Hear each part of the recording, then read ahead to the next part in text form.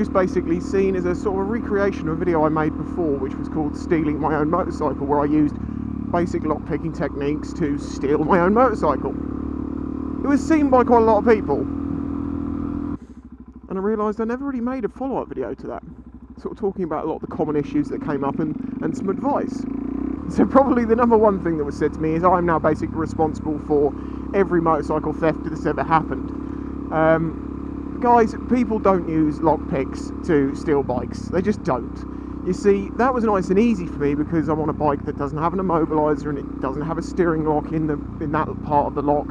You know, it has a side-mounted steering lock. If I used it, then that would have made things a lot more difficult. I couldn't have just picked it. It's a much smaller lock, it's a lot harder. Yeah, okay, they can just snap them. If the bike has an immobiliser, even if you pick the lock, it's not going to start the bike. That's the wonderful thing. The second most asked thing was, what set was that? Where can I get it? Jesus Christ, no one reads the comments because it's said about 1,000 times, and in the video itself I said I wasn't going to say. Since then I've thought about it more and I'm like, do you know what, fuck it. If you want to learn how to pick locks, here's a link in the description. There's a basic lock picking kit. Go ahead. It's not easy, and it's not legal to do it outside of your own place. If you're caught with them outside without a valid reason, you could be accused of having tools for crime. So I'm just letting you know. So what I've shown you is like the best case scenario. I mean, short of just leaving the keys in it for a thief. Having a bike, no steering lock, no immobiliser, no chains, none of that. So that's the point. What should you do? Why? Number one, if you have a steering lock, use it. Yes, okay, it's easily broken, but it's better to use it because your insurance company will expect you to use it if you have it on the bike. If I, for instance, forget to put the steering lock on this bike when I'm parked up and it was stolen, they could turn around and say, not paying out, you didn't secure it. Now on most bikes where it's on the main key, that's nice and easy. You just overturn it and it puts the steering lock on. On this I physically have to use a second key on the steering lock, which is mounted down here. Lots of bikes have got immobilisers, and basically that is the key has a chip in it. That's cool, old bike. And it means the bike can recognise if that key is the right one or not. So if someone just goes and copies your key or picks the lock, it's still not going to start the bike. Most bikes have got immobilisers these days, I think. There's alarms, again, how effective they are. And then you've got big ass chains and disc locks and stuff like that. Now, it's true that none of these things will stop a determined thief. No matter what you do, they will be able to get the bike. Chains, locks, they buy you time. And if there's a group of 5 or 6 bikes and yours has got a big chain on it, and there's one next to it without one, they're going to go with the one without one. Most likely. But to cut through chains and locks, it's not even that difficult now because they're using battery operated angle grinders, and they're just literally buzzing through chains in seconds. It's not anywhere as hard as it seemed to used to be. People using hacksaws and shit, that doesn't happen anymore. It's just buzzing straight through the stuff. So it just buys you a bit of time.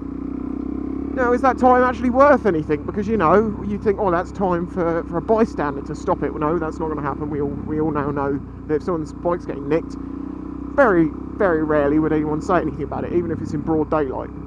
Yes, there are examples of people going after thieves, but in a way I can't understand why you wouldn't want to do that, because these people don't want to be caught. They quite often have implements on them that they might not intend to use as a weapon straight away, but they will, I'm sure.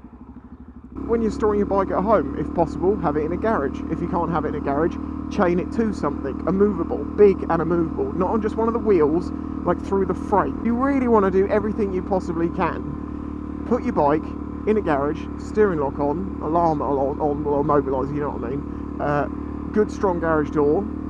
Have a land anchor, which is basically an eyelet. It's about a foot long bar that goes into the ground and just has an eyelet at the top, and you will not pull that thing out.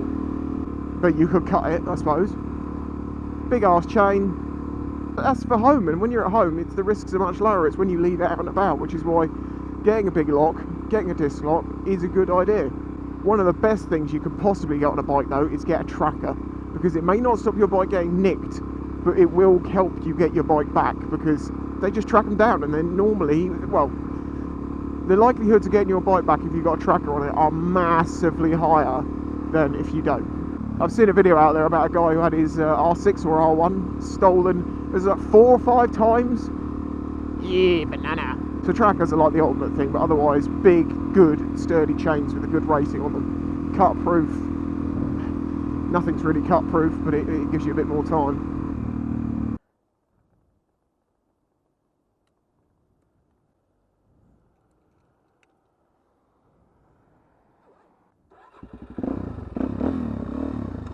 So don't just trust what comes on the bike, get some extra security for your bike. Don't leave it in silly places. You know, it's common sense stuff, but we actually have a responsibility ourselves to try and make sure the bike doesn't get nicked. I know it's shit, but bike thefts are going through the roof because the police are basically, there's nothing they can do about it. They've almost just given up. It's like, well, we can't stop them while they're stealing it, but we'll try and catch them later. Which they sometimes do, and most often than not, don't. Well, there you go. Don't forget to leave a like, and please look after your bike.